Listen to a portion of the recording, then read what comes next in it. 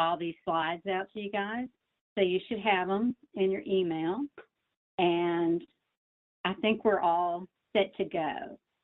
So I muted everyone. I think you can unmute yourself if you need to tell me something, but we're just trying to cut down on some background noise. And just type in the chat if you have any issues come up, have any questions, and I will try to keep an eye on that. But I will go ahead and get us started. This is not going to take an hour and a half, because what we're going to do today is give you an overview of this report that you have to fill out. We have a lot of new people, so I want to just cover everything for them and just tell y'all some things that are changing about this process. And then week after next, we're going to do a series of regional roundtable calls. So if this feels a little overwhelming today, or if you're new to it, just remember that you are going to have a chance to talk to your peers and me regionally. We'll do that on Zoom. That'll be a little easier for us to talk and see each other. But I just wanted to run through this process today, give everybody the overview, and just remember we got 2 months to get this done, and it is all going to be okay. So let's see if I can, let's talk about the schedule, first of all. This report is due January 31, and that is a pretty important date because I also have a deadline. I compile all this information, and I turn it into the National Main Street Center, and I turn it into ECD. So that's our date. There is some good news here. We normally do an annual agreement with your town. So this is the thing that you usually have to get the mayor and the city manager and all your officers to sign. We're going to take a break from that this year because a lot of times you have to, physically get that to the mayor, and that might not be easy this winter. So you might, if you need this to happen this year, like if you have a new mayor or something has changed in your government structure and you want them to see it, I'll be happy to do it with you. But if you're good to go on that, we will take your last year's letter of agreement, or if you're a new community, you had to get the mayor to sign all those things anyway. So we're going to call that part of this process covered for this year, unless you need to change something about it. We still do a licensing agreement, and this comes from the National Main Street Center. It'll come from their Director of Membership Services. His name is Steve Amron, super nice guy. So you will see that come through, and it's a digital document. You need to actually read it and see what you're agreeing to, and I also sign it, and we do all that electronically. So that process will happen as it has in the last couple of years. You'll also need to pay your dues. They will bill you, and if you don't, they'll let me know, and I'll let you know. So, but that usually comes around this time of year too. We will mail your accreditation certificate to you. I think all of our nationally accredited communities, well, I know they will still be acknowledged at the national meeting, which was going to be in Boston this year, which is going to be all virtual, but it'll still happen. And that is kind of the deadline we're all working toward, to have everything done and in by the time that event occurs. Sorry, my slides are advancing a little slowly. We'll just have to give it a minute. So I mailed out your this form to you a week or two ago, and I sent it in a PDF format and a Word document. And there's probably the major new thing this year is we're asking you to self-assess how your program is meeting each of these standards. And you'll just see at the bottom of the question, there will be like from on a scale of 1 to 5, how is this going in your community? We still have the same 10 standards that Main Street has operated on for decades, but they're in the process of changing those. I think it's going to go to 6 standards next year. And they've been working on this for a couple of years, and we're going to just ease into this process so it's not as big a shock for you when it happens. The outcome of it is going to be that y'all are going to assess how you're doing, and then I'm going to also assess with you how you're doing, and we're going to work toward a more standard for all the national communities and all the statewide communities. But like I said, we're just easing into it this year. You don't get penalized. If a 1 would be the least, a 5 would be the most. If you have a couple of 1s on there, it is not going to keep you from being accredited this year. It is going to be our way of saying, okay, so what do we need to do to move up on that scale? A lot of y'all have asked me, what we're doing about that section where you normally would say, I attended this meeting and this training and this. Everything was online this year. Y'all have been great about showing up for them. I am not going to ask you to remember everything you did. So, and on that one this year, that's more of a question for you. What do you need now? But we'll go through that. But like I said, our goal is to just keep every program that we have, because it's been a tough year. So we are not interested in losing anyone. So when we talk about the 10 standards, these are the 10 national standards that have been in place for a long time. And this report is laid out this way. We are asking you, like we always have, are you meeting these 10 standards? So we always say, if you're new to this report, you would think the important stuff would be at the top, but in this case, it's number 9, that it's just this one graph, and it takes a lot of time to compile this information, and it's the information that we tend to use the most. It's the economic development part. So if you're new, that's where we're going to start. And in case you're curious, when I say this is going to change over the next year or two, they're going from 10 standards that I just showed you to probably these 6.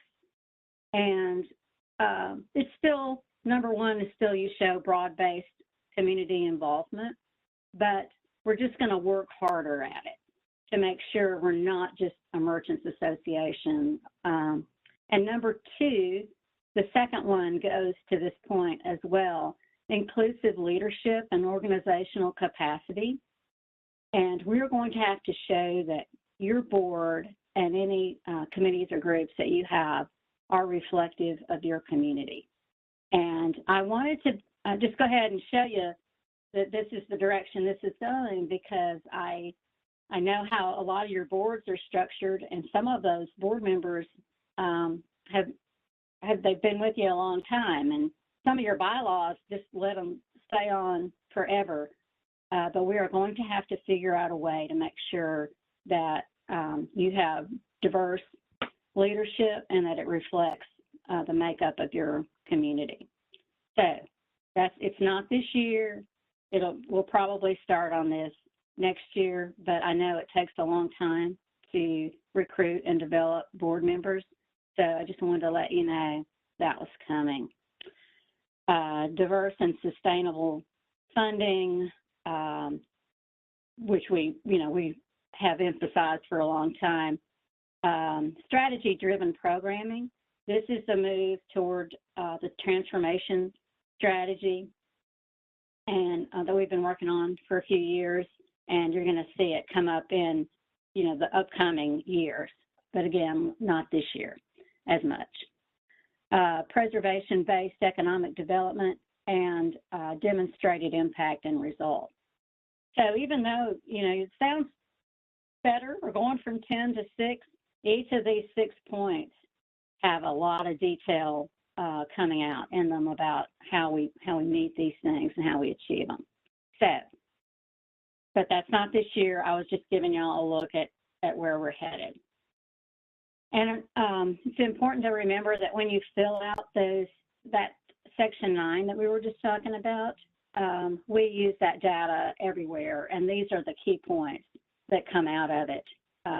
And we expect it to look different this year, and that's okay. We all expect it, but we've got to. It's time to take the pulse, and it'll be really interesting to see what really happened in this calendar year. You can go on ECD's website, and got these links toward the end of these slides, and you can see where all this data shows up. And then we've got our 39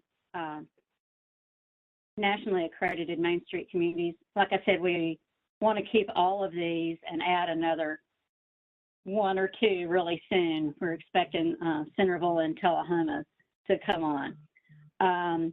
But for like Elizabethton, Mount Pleasant, Livingston, y'all did your application this year, so you don't have a full calendar year. You don't have to file the report this year, but it's good to know what lies ahead, right? So here's the cover of it. It's what it looks like. And this was the part I said go straight to and start working on now as we get to the end of this calendar year. And I'll show you kind of what it looks like when it's filled out. Some of this stuff is city population, but the net of all gains and losses in jobs. So you have to know your district pretty well to get at this number, and you have to ask some people what it's been like this year. So, but it gets reported out as either a positive or a negative net number for the calendar year. And the same with the net and all gains and losses of businesses. Building rehab projects, you can look at building permits in your city hall. A lot of people get help from their city planners, if you have those, city managers. And after you've been doing this for a while, you kind of learn to keep a running tally throughout the year. Number of public improvement projects, we've seen less of those in recent years, but any streetscape project, and try to think about smaller projects too. If they just restripe, the pavement, or, smaller things, it doesn't have to be the multi-million-dollar things. But obviously any new government buildings, any major repairs to the public buildings, courthouses, city halls, all those things count. Public parking lots, certainly. Number of private improvement projects. Those, again, building permits help you, but you also need to keep track of, painting a downtown building can be $10,000, $20,000. So try to remember and capture those investments too, because they really add up. And I think that's one positive we've seen this year. I've seen a ton of private investment in our downtown buildings while, things have been a little weird this year. Then, of course, just to add them up, ground floor vacancy rate now, you pretty much have to, this over here, when your program started, you should have this figure kind of historically. Like when our Main Street program started, what was our ground floor vacancy rate? And then what is it now? So if you have a building inventory, you know how many ground floor spaces you have, or you can count them. And then, the percent that is vacant right now. And it doesn't matter why it's vacant, just count all the vacancies. And then the rental rate per square foot is going to look something like this. And I'm going to give you the formula on the next slide to show you how to get to this. But most of our main streets now, it's $10 to $14 a square foot. And your program's annual operating budget and total number of volunteer hours, that's going to be weird this year. And special event attendance, obviously, that is going to be crazy. So here's the math program for how to figure out the rent per square foot on commercial property. And I mean, y'all can just read through that. But also, you have to, there's no single source for this figure. And people tend to be hesitant to talk about what the rent is. So you have to just ask people who are willing to share it. Ask the merchants who are renting space what they're paying. They might have gotten some breaks this year. This might have really changed this year. Talk to the property owners, and if there's some real estate agents in town, they can help you out too. But just, you know, do the best you can. So that is, you know, section 9 is the hard part, but I just wanted to run through and show you how some samples of good answers to these questions.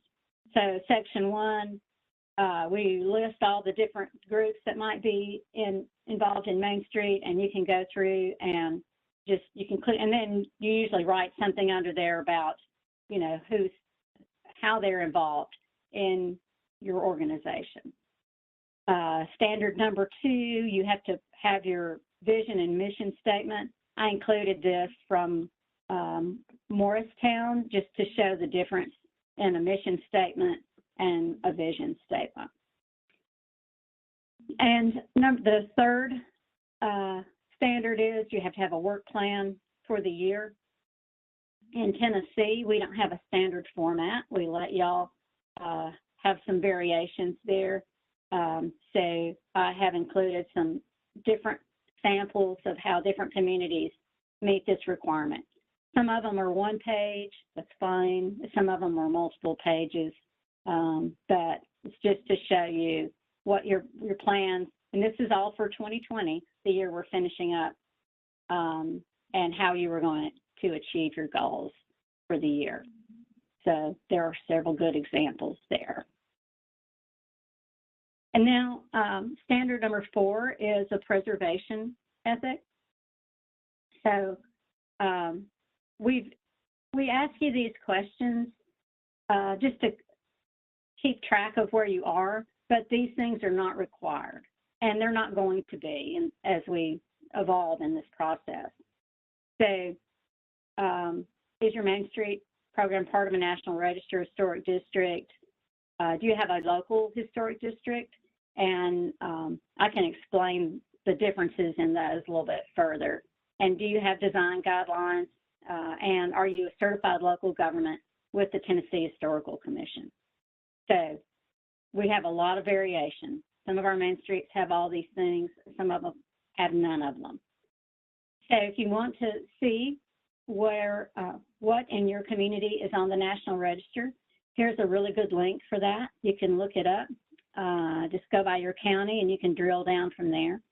A lot of our main streets, the whole downtown is on the National Register. Some of them, there's a residential district, but the commercial buildings aren't included. And some of them just have a lot of individual listings. So it all counts the same way. The Tennessee Historical Commission has a really good website. Most of our main streets are also certified local governments with them, but they have this handy map that shows how each community is, if they're certified local government, Main Street, Tennessee downtown, et cetera. So you can look that up there if you're unsure. And if you're interested in these things, these are great steps for Main Street programs to help meet that preservation ethic. Sorry, my home phone's ringing. I can't make it stop. So the sixth standard is you have to have adequate finances. We just ask you to attach the summary for the year, revenue and expenditures. We also ask your structure, just because we keep up with that, whether you're a 501c3, C6, if you're part of government. And most of the grants y'all have, we know, but we did ask what you got this year, because there were some new and different things. And any incentive programs. Do you have your own facade grant? Did you do any special incentives for retailers this year?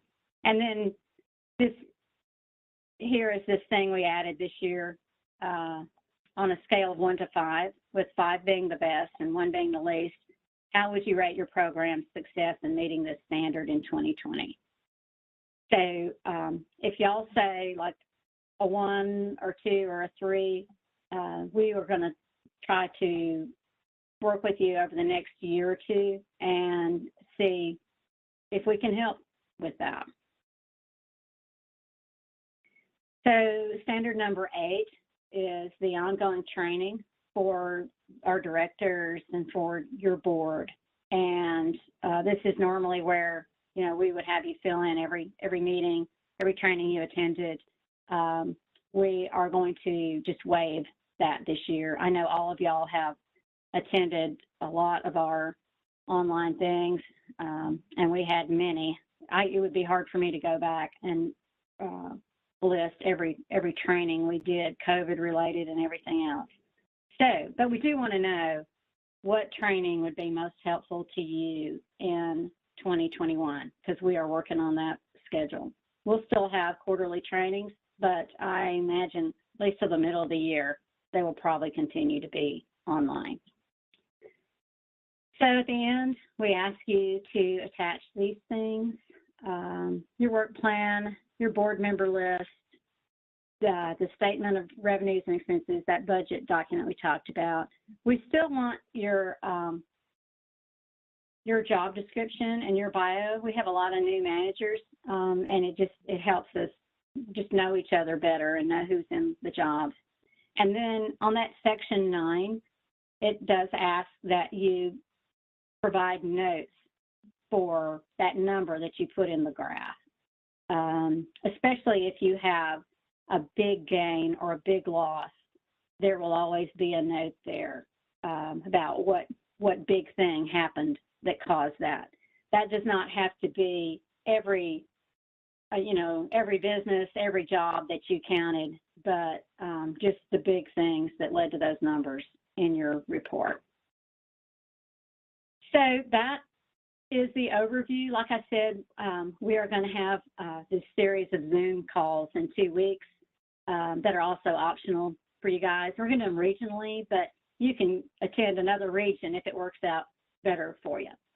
So we're going to talk more about that during those calls. And just I wanted to give you an update of other things that are going on. Our Placemakers Fund is still active. There is still money in there for Main Streets. We're expecting more. And we have added a 4th category to this fund called Pivot and Recover. And obviously I did not get that extra 0 on there, but that is up to $100,000, and it also allows micro grants to businesses. If you're giving money to businesses in your district, the match is 50-50. The rest of the match for placemakers is generally 10%. But when we're giving money to individual businesses, there's a little difference there. But I'm going to show you here where that link is on ECD's website, and there's a ton more detail on that page if you're ready to delve into that. The application period is still open. When we get an application, we try to score it and let you know within 30 days and have a contract ready within the quarter. So, within 90 days, we want to have you up and running. if we have some new vacant buildings as a result of the pandemic, this might be a good thing to look at. Do we need to do some pop-up things there? You know, we did initially a lot of co-working spaces out of this fund in some old downtown buildings. We probably need to revisit those. We're putting a lot of partitions in. If I were starting one now, it seems like people are really looking for that enclosed small office when they, you know, they need to work remotely, but they need a place to do it quietly and safely. So this is a fund that allows some of those projects. We're also doing more community kitchens now out of this fund, and doing a lot of entrepreneurship training. As people are remaking their careers, we can use this money to do that. And just to kind of review, the assess and plan, we can get up to $15,000 to help you figure out, you know, what your district needs in entrepreneurship services right now. Building and sustaining up to $75,000. This is generally where we go into a building and do construction and, you know, find its next use. Support and train, we do a lot of co-starters classes. We also use small business administration, pathway lending, and then, like I said, the new pivot and recover. Here we can do a lot of help with getting businesses more online, helping them with those expenses, just anything related to how the virus affected them this year. So there's that link again. And this is how, when you go there, this is how that page looks. So you can see that the application is on there. You do have to submit a simple budget. I would not get too hung up on that because that will probably change as we get into it. But, you know, give it your best shot when you apply. And facade grants, you know, for the last 8 years, we were on a great schedule. We rolled them out in May. We announced them in October, and we've done hundreds and hundreds of buildings across the state. Everybody loves this program, although it is very hard to administer. And we had made some changes to make it easier. We were using state money instead of federal money. We did that last year, and then the timing was actually terrible with the virus because, you know, our state had no idea how the pandemic was going to affect their budget. So we didn't get to do a round last year. I'm hoping we get to roll it back out in 21. So as you know, if you're talking to anybody, if you can get out over the holidays when elected officials ask what our main streets need, this is something I always mention, that a lot of people want the facade grants to come back. It's a really great program. If you're new, you can check it out here. That is all still up there because we have tons and tons of open grants. So the people who have an open facade grant program, they still need to go there and do their reporting and things. So all the info is still there. And Main Street Entrepreneur Grant is still here on that page because we still have a couple of those finishing up. And that whole program is rolled into placemakers now. And there's still money in there just for Main Streets. So you can still get those. It's just called placemakers funds right now. Then this is the link down here just for some resources that ECD has for you. You can go on here and see, first of all, every reinvestment statistic your Main Street program has reported back to 2011, if you've been with us that long, and every grant you've received, and you know, a lot of information about your county. So I just wanted to make sure that y'all knew you're on there. All your stuff is on there. You just have to drill down into it. So that is an overview of how to fill out this report and just some things that are going on. And I'm going to send y'all, I'll probably do this on Monday or Tuesday. I'll send you links to all of these regional calls. And I'm hoping that some of our more experienced Main Street directors will be able to be on there and can talk about ways that they answer these questions, where they find this information, because it can vary, you know, by community. And, you know, any other questions you have. And I'm going to try to unmute everybody. We'll see if we can, if that works. Okay, so y'all can unmute yourselves now. I think you have to go in and physically do it. You can also, if that's not working for you, type in the chat. And if there's any questions, comments, issues,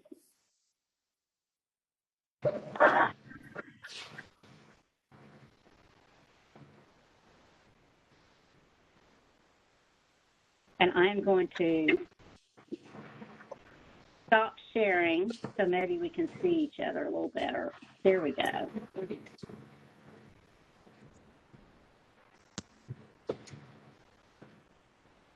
All right.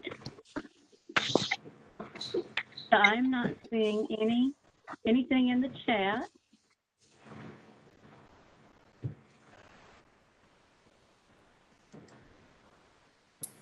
All right. Any other comments for the good of the order?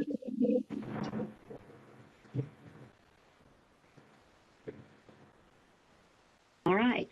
Well, I sent you the slides earlier, so hopefully you've got all that. I can't believe y'all are being so quiet. No complaints, nothing. Okay. Yes, I agree. Just happy we made it through this year. Jan, aren't we all? You know, yes. I think we all feel a lot of that. Just have some gratitude. So hopefully you'll be more talkative when we have our regional meeting. But if there's nothing else, I will let y'all go decorate Christmas trees and things. Thanks for being on here today. Good to see you guys. Bye-bye.